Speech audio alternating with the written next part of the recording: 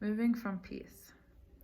Something that has been really present for me these last weeks, but particularly was highlighted this weekend, is that how we interact with the next moment of our life is extremely influenced by how we felt the moment before, and how we can really infuse a sense of peace and calm in our transition moments to really set us up, to really offer us a foundation of clarity and strength for whatever our next experience is, whether that be from bed to the first time you touch your feet on the ground for that day, from on your yoga mat to your yoga mat, from how you transition from your desk to the next thing.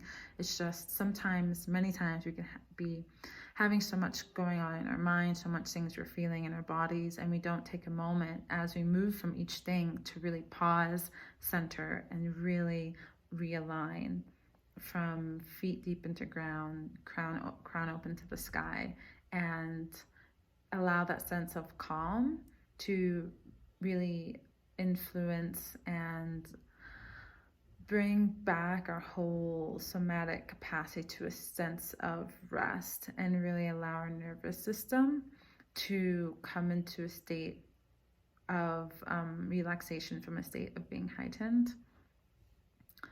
Everyone has those meditations when they're thinking so much about what they're going to do. They spend the whole 30 minutes or however much time just playing all their meals. Or you have those meditations where you're super silent and in a really profound space. All of them happen. All of them are normal. It's all part of the process. So for those moments, for those meditations where you spend 30 minutes in very mundane worry, or 30 minutes in what seems to be very profound worry, either way, as you transition from that seated position to standing, to the next thing, if you can take 30 seconds to really calm the mind and to take a deep breath and just really feel that sense of silence within. And you don't have to hold on to it. You don't have to extend it for any period of time. But just before you move on to the next thing, to really realign to a sense of peace, and to allow that sense of peace to really infuse and create a foundation for your next movement. And this doesn't have to be conscious. It to already be present, because it's how you're ending your last experience or activity or moment. Something happened this weekend that had me triggered, that got my panties in a bunch, and it was a worthwhile trigger. It was meaning filled, and I didn't say anything in the moment, and I knew I had to say something the next time I saw that person. And so I was on my yoga mat, and I was sort of feeling this. I was feeling aspects of it, and feeling anger and like trigger and response, and I was like, I'm gonna go talk to them. But then I just stopped, and I didn't leave my blue yoga mat until I felt peace. I really stopped, stood in my mountain pose, felt my feet connected to the ground, felt my spinal column long and straight, head with crown open to the stars, and I really allowed myself to feel that sense of calm and feel that sense of peace. And I knew I still had to have a conversation, but I didn't have to have the conversation from a reactive state, from a triggered state.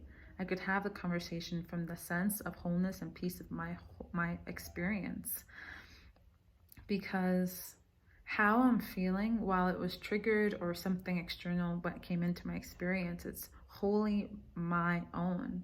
I have the choice how I'm going to interact with the stimuli of the world.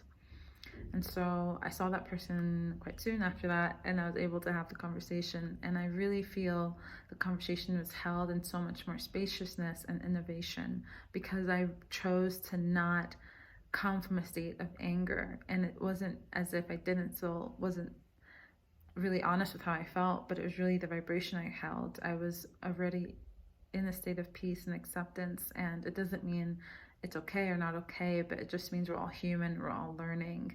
And there's that quote that floats around social media that if we're cut, we'll bleed on people who didn't cut us, or something like this. And there's so many quotes like this that we kind of can take our reactivity and triggers out on people who perhaps aren't the ones that need to receive it, and maybe not from the depth and the state from which we're feeling it, because they are just one in probably a volume of many things of that same pattern or that same experience. And it's how am I going to imagine my capacity to respond to this pattern and perhaps alter my ability to change this pattern, and maybe not even enter into a state of reactivity or trigger at all, because I'm so able to be present and speak in the moment. But when there's certain sensitive societal topics that come on, it can be difficult, but I find it really worthwhile. Like that moment I chose to spend on my yoga mat and feel peace about this particular situation, and just in my whole body before talking to them, I felt completely shifted what was. It completely shifted what could be, because I was really with what is.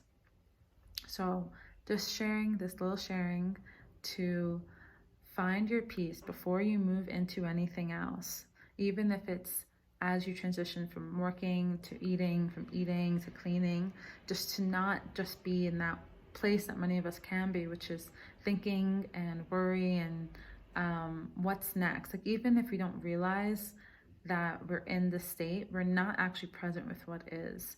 And this moment of peace is just a moment of presence, a full presence of your whole body and somatic self and heart self, and really allowing all the realms of your being, even if for 30 seconds. Like I said, you don't have to hold on to it. You don't have to like be in that state the whole time. It's just allowing for, as you transition into the next state, for it to infuse your foundation with the memory. And even if you still have all the other emotions, you still have anger and trigger and everything, just to have a hook, a fingertip, just a fingertip on peace, on calm, on serenity, to know that that's still present, and